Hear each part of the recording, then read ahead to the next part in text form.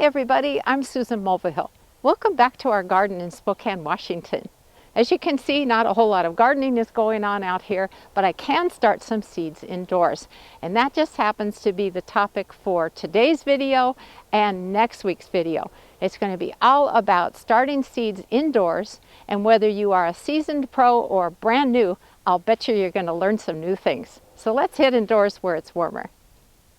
Well, I guess the first order of business is for me to address the elephant in the room, and that is this bandage.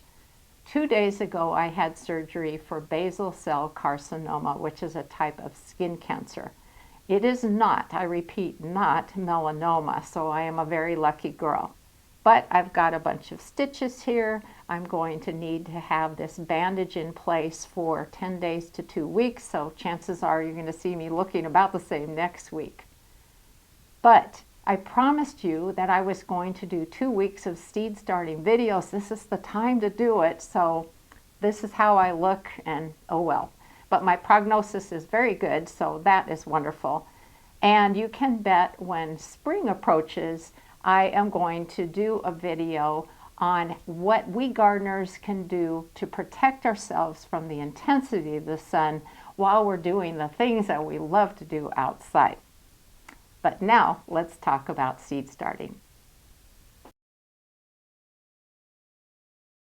So why should you know how to start seeds indoors? Well, first of all, it's a valuable skill to have, since the majority of what you will grow will start from a seed. Also, you have way more options for what you can grow in your garden. If you purchase seedlings at a garden center, they will only have a few varieties to choose from. When you shop for seeds, you'll see all sorts of great varieties, and perhaps many of them are more suitable for your region. Starting plants from seed is so much more economical. Take, for example, this packet of lettuce seeds. It cost me $2.50, and the packet says it contains a minimum of 250 seeds. If you divide the cost by the number of potential plants you can grow from it, that works out to 1 cent per head of lettuce. You sure can't buy them in the store for that price. And you can't buy seedlings at a garden center for that tiny bit of money. So have I convinced you yet? I start some seeds indoors and sow other crops directly out in the garden. Here are some examples of each. The seeds that I start indoors are tomatoes, peppers, broccoli, cabbage, early lettuces, celery, pak choi, peas, corn, beans, pumpkins, watermelons or cantaloupes, winter squash, and zucchini. Now, some of those crops are ones that most folks tend to start directly out in the garden. So things like peas, corn, beans, pumpkins, melons, and squash. That's perfectly okay. So why do I start mine indoors? Well, we have a lot of quail in our garden, and they tend to nibble on freshly sprouted seeds, and boy, is that a showstopper. I've found that it's easier to start the seeds indoors and give those crops a 2 to 3 week head start indoors before I plant them outside. So in your case, go with whatever works best for you. Which seeds do I tend to direct sow in the garden? Arugula, basil, beets, chard, spinach, carrots, radishes, parsnips, and turnips. Now, some of those ones that I just mentioned are root crops. So the beets, carrots, parsnips, radishes, and turnips are all root crops. And one of the things I've learned over the years is that if you start those seeds indoors, especially carrots and parsnips, and then transplant those little seedlings out in your garden, the roots will not develop normally if their root hairs were disturbed when you were in the process of transplanting those seedlings out into the garden. So I have found it's better to direct sow root crops especially right out in the garden. Now, if you'd like to see exactly which crops and varieties we're going to grow this year, here's where you can find the list on my website. So just go to susansinthegarden.com, go to the guides menu, and then go way down to where it says Susan's Garden 2024. This is something I do every single year. So in this big chart, the first thing you're going to see is the vegetables we're growing. And on the list, you're going to see the name of the crop, the variety, and then a whole bunch of seed sources for them, because I thought that would be really helpful. Now, what about flowers? Well, if you scroll down after all of the veggies, and yeah, there's a lot, here is the chart for the flowers we're going to grow. Same thing, flower, variety name if it's applicable, and seed sources for them. I also wanted to remind you that I use a seed starting scheduler so I remember to start my vegetables and flowers at the right time. Here's where they are on my website. Again, go to the guides menu and you'll notice one of the options is seed starting scheduler. When you get to that page, you will notice there are 3 different versions. Each of these are a free PDF file. You can just download it and print it out for your own purposes. I explain the differences between all 3 of them on this page, but very quickly. Each of the forms has a column that is specifically for the name of the vegetable or flower you're going to be growing and the variety. And this particular form, this first one, has a column that has the number of weeks before your last frost date that you need to start this particular plant. The other columns have your indoor planting date and the transplanting date in the next column, and then any types of notes you might want to make. The second version does not have the frost date information. Instead, I put in days to maturity. This is particularly interesting because there are a lot of crops that need quite a lot of time in order to mature. I'm going to talk more about that in just a moment, but this is where you could put that information and you'll find it on the seed packet. And then this information is the same. Now, I have to admit that my most recent version is the one I like the best. It has the spot for the name of the vegetable or flower and the variety name, and when do you start it indoors, when do you transplant those seedlings out in the garden, or when do you sow seeds directly for things that can go straight out into the garden rather than starting them indoors. And then a notes column. So this is my favorite, but use whichever one that you feel will be helpful. So here's how I'm using the seed starting scheduler. Initially what I did is I listed everything by the name of the crop alphabetically with the name of the variety that we're growing, and then when to start them indoors, when to transplant them out into the garden, or in some cases, like Swiss chard for example, when I need to direct sow the seeds into the garden. But the more I thought about it, I thought, boy, that is going to make it very easy to miss the planting of some things, and so I didn't want that to happen. So here's what I did. Now it's organized by the planting date. This is going to work so much better. So you can see it's no longer in alphabetical order by the veggies, but by date order of when things have to be planted either indoors or outdoors. This is really going to be a game changer.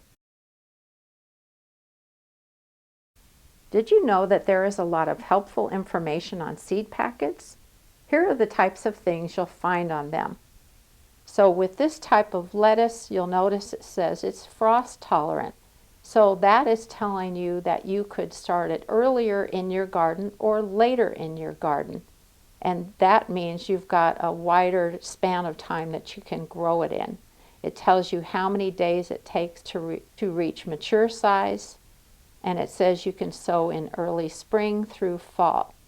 Now, I realize that the printing on seed packets is quite small, but I do want to point out some things. So look at what's on this seed packet for a bush bean called Contender. It says that the seeds take 6 to 12 days to emerge from the soil. That is helpful to know.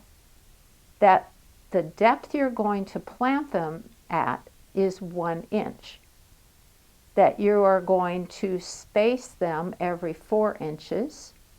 And if you're growing rows of the beans, you're going to space the rows 24 inches apart.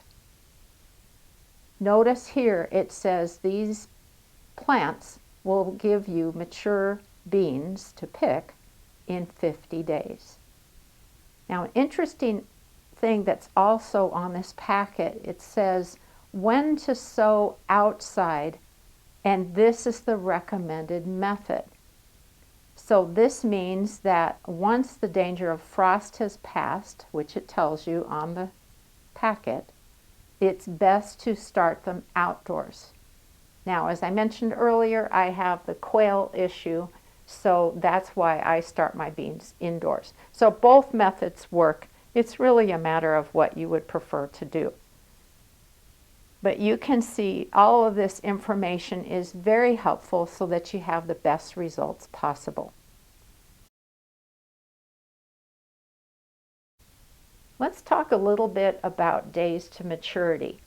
This means how long it takes for a crop to produce a mature fruit or root, depending on what it is that you're going to be harvesting from it. For example, different types of tomatoes vary widely in how long it takes before you can pick the fruits. Cherry tomatoes take less time to mature than the big beefsteaks or the paste type that you grow for making things like tomato sauce. The large types of winter squash can take a really long time to mature, such as Hubbard squash. I'm mentioning all of this because if you live in an area where your frost-free growing season isn't all that long, you'll want to choose a variety that will mature well before that time. So if you look at these two seed packets, these are for winter squash. So here is one for a butternut squash that I tried for the first time last year. It's Burpee's Butterbush Butternut Squash, which is a mouthful. And it only needs 75 days to reach maturity. And I was tickled to find that new variety because usually regular butternut squash takes a long time to mature, longer than the season that we have here in Spokane. So that's why this information is very important. If you look at this packet, this is for a type of pumpkin, and it says days to harvest approximately 85 to 90 days. So that will make it in time well before our first frost. Now there's one more thing I wanted to mention about days to maturity. It's something that I learned a few years back, and I want to pass it along to you so you know it right away. That number of days it takes for a plant to reach maturity and produce a crop that you can harvest only covers the time that the plant has been in the garden. So, for example, if you started your tomatoes indoors 5 weeks before your last frost date and then you transplanted them out into the garden, that days to maturity number starts counting from the transplanting day. It doesn't start when you planted the seed indoors. I wish it did, but I just wanted to make sure you are aware of that. Now there's one more thing I want you to be aware of because you might see it on a seed packet.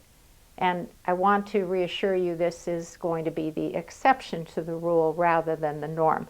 And that is any kind of special considerations for starting whatever the seed in question is.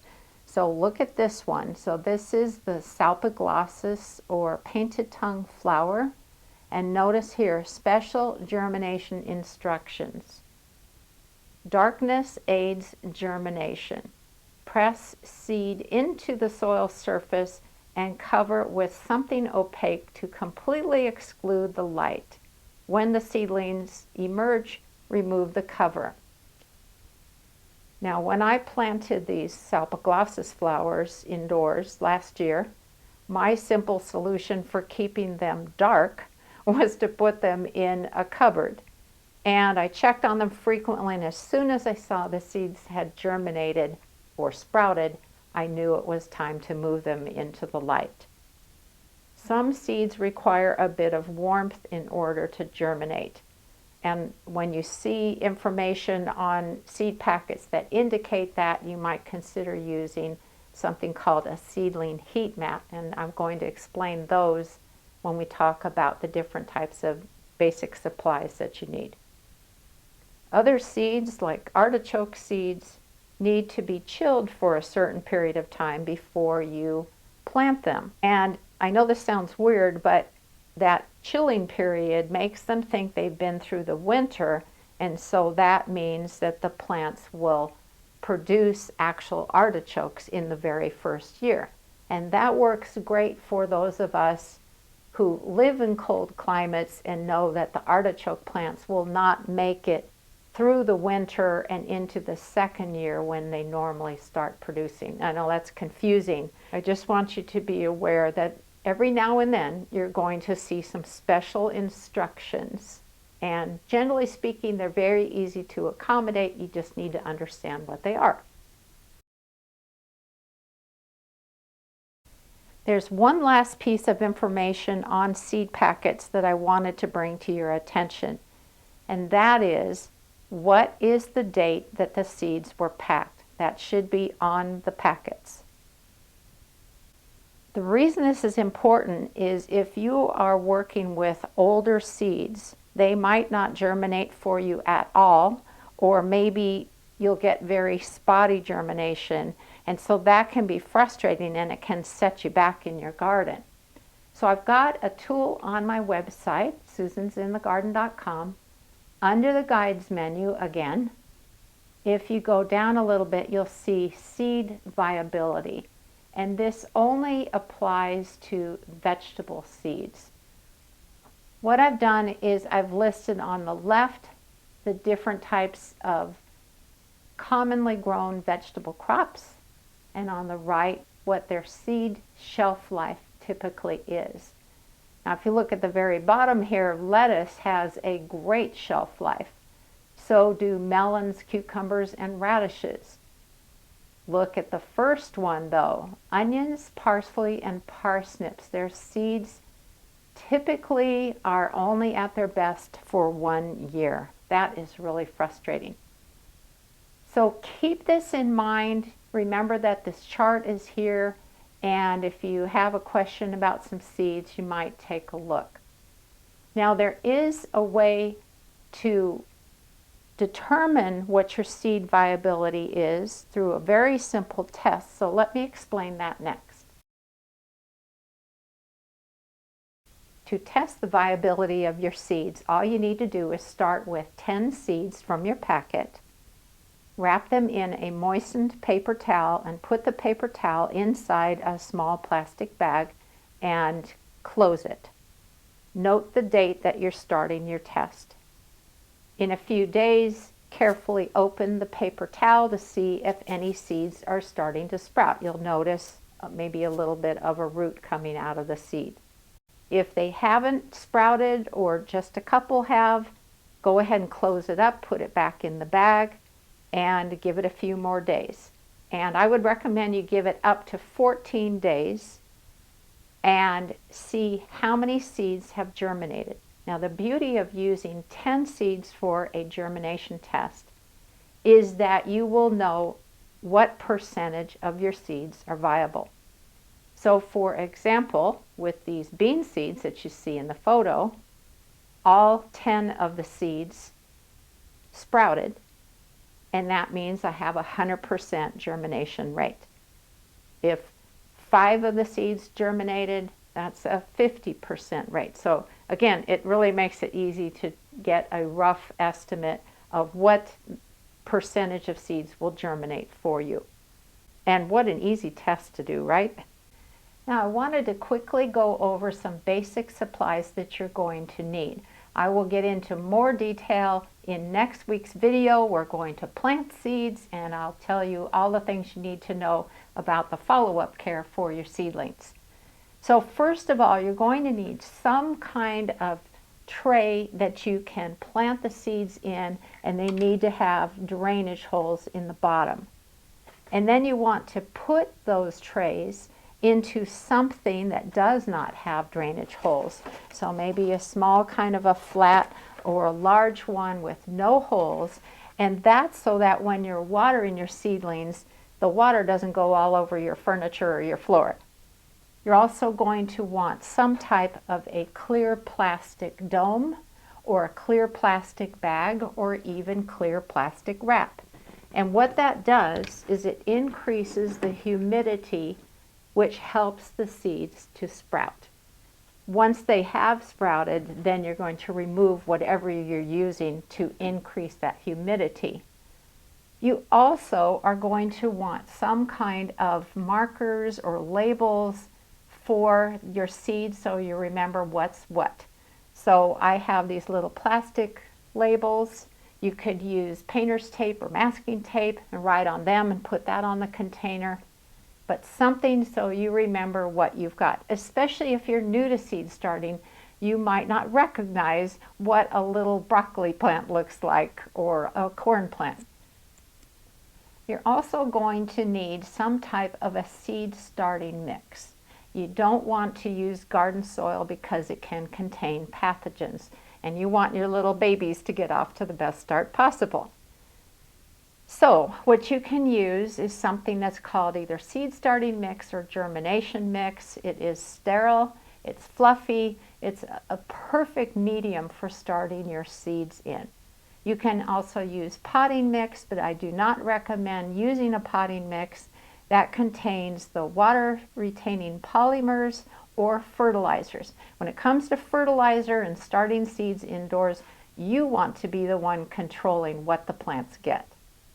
Now, I mentioned seedling heat mats earlier. I wanted to show you what they look like. They're not terribly expensive. They come in different sizes. You plug them into power, and then when you have planted your seeds in the little seedling trays, you can set them on top of this.